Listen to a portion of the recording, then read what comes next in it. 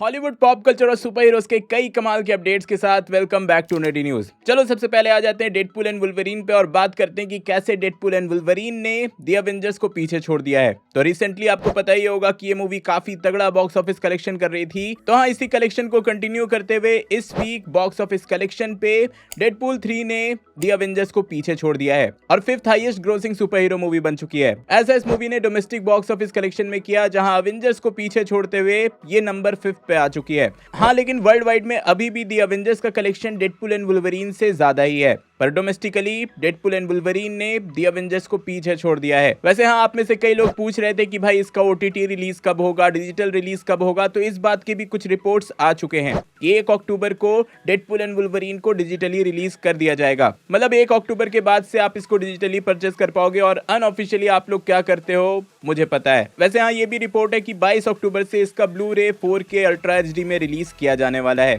तो हाँ, जो भी इंटरेस्टेड हो वो 1 अक्टूबर के बाद से डेडपूल एंड वुल्वरीन घर में देख सकते हो। चलो अब आगे आ जाते हैं इस वीक रिलीज हुए 2 मेजर सुपर हीरो प्रोजेक्ट्स पे, जहां सबसे पहले है एगाथा ऑल अलोंग, जिसका मैंने ब्रेकडाउन भी किया है दोनों ही एपिसोड का। इसके पहले 2 एपिसोड रिलीज किए जा चुके हैं, तो उस ब्रेकडाउन में इंटरेस्टेड हो तो जरूर देखना।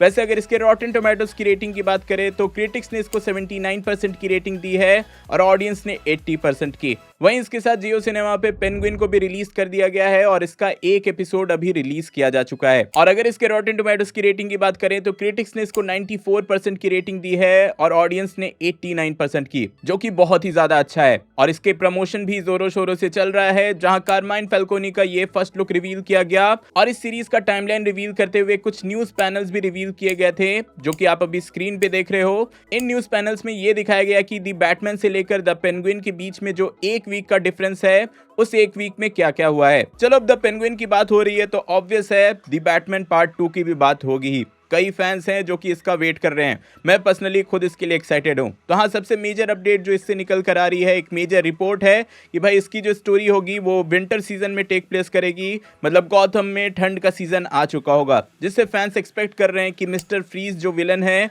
वो यहाँ हमें दिख सकता है। बट हाँ, ये बस एक फैन थ्योरी है। पर हाँ, ऑफिशियली मैट रीव्स ने कुछ कंफर्मेशन दी है। सबसे पहला कंफर्मेशन जो उन्होंने दिया कि बैटमैन पार्ट 2 का स्क्रिप्ट कंप्लीट हो चुका है, स्टोरी पूरी तरह से लिखी जा चुकी है and as soon as possible इसका प्री प्रोडक्शन स्टार्ट होगा। उसके बाद प्रोडक्शन मतलब फिल्मिंग स्टार्ट कर दी जाएगी। वैसे मैट रीव्स ने बैटमैन पार्ट 2 के बारे में बात करते हुए बोला कि ग्रेग फ्रेजर जो कि इस मूवी के सिनेमेटोग्राफर थे, हो सकता है कि पार्ट 2 के लिए रिटर्न नहीं करें, क्योंकि ग्रेग फ्रेजर के जो शेड्यूल हैं वो द बैटमैन पार्ट 2 के साथ मैच नहीं हो रहे हैं। पर हाँ, अभी के लिए फॉर श्योर उन्होंने नहीं बोला है। उन्होंने बोला कि अभी के लिए डेट मैच नहीं हो रहे हैं, लेकिन इन फ्यूचर मैच हुआ तो 110% ग्रेग फ्रेजर ही एज सिनेमेटोग्राफर बैटमैन पार्ट 2 में भी रिटर्न करेंगे। भाई इस मूवी के लिए सिनेमेटोग्राफी कितनी इंपॉर्टेंट है, जिन्होंने बैटमैन का पार्ट 1 देखा है वो जानती ही हैं। और बैटमैन की बात हो ही रही है तो हॉलीवुड वॉक ऑफ फेम आप लोग जानती ही हो। तो हाँ, यहाँ बैटमैन का अपना एक स्टार मिलने वाला है। मतलब हॉलीवुड वॉक ऑफ फेम पे बैटमैन का नाम भी होगा और इसी के साथ बैटमैन पहला सुपर हीरो बन चुका है जिसका नाम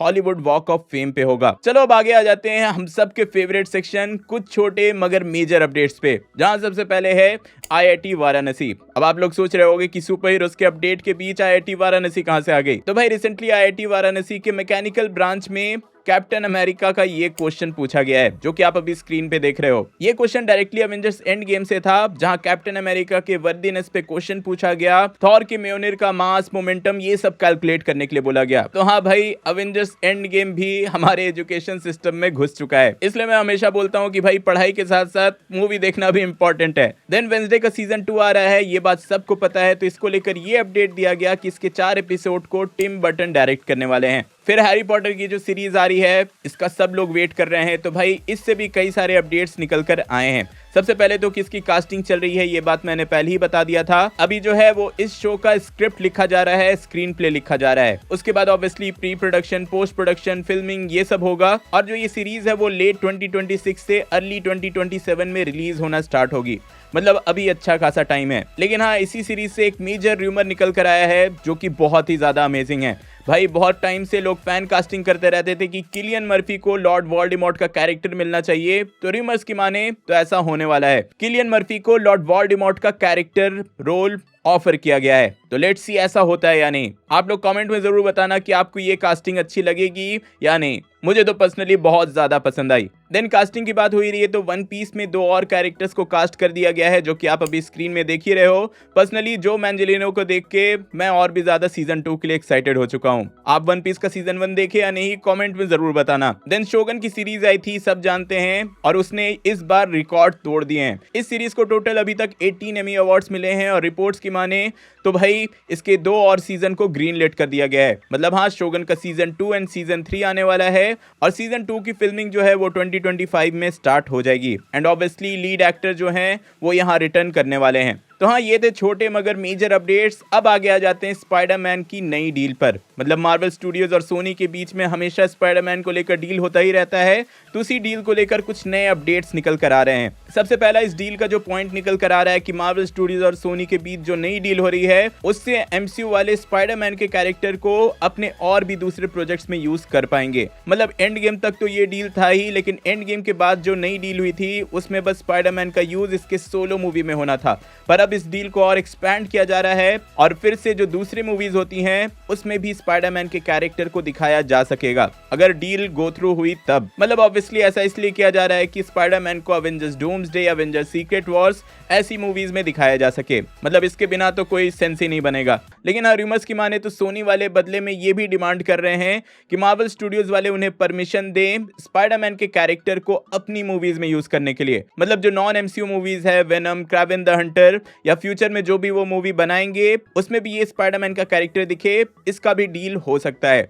विच मीन्स कि स्पाइडरमैन जो है भाई अब सोनी के यूनिवर्स में भी और एमसीयू के यूनिवर्स में भी दिखेगा, अगर ये डील फाइनल हो गई तो हाँ, लेट्स सी ऐसा होता है या नहीं।